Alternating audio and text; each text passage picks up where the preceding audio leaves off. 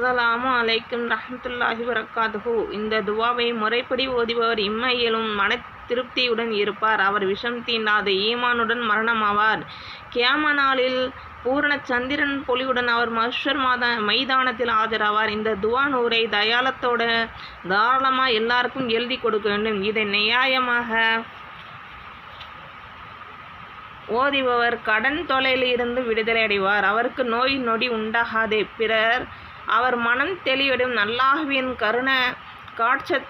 கடாட்சத்தால் அவர் பாதுகாக்கப்படுவார். இதுதான் அந்த துவா. பிஸ்மில்லாஹிர் ரஹ்மானிர் ரஹீம்.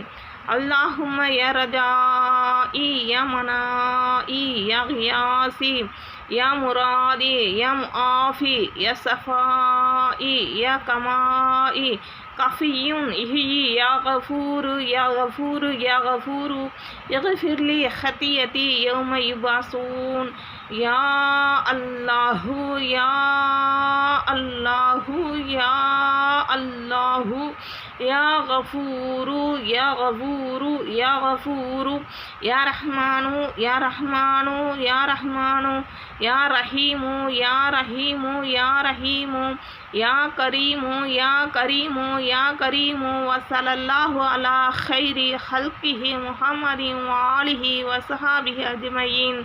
இது தர்ஜமா.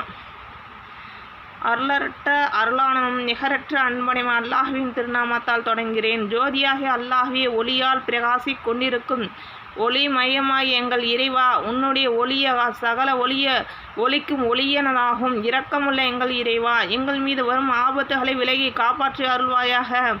நாங்கள் உனக்கு முற்றும் வழிபட்டு நடக்கிறோம். வழிபட்ட எங்கள் மீது கிருபை அருள்.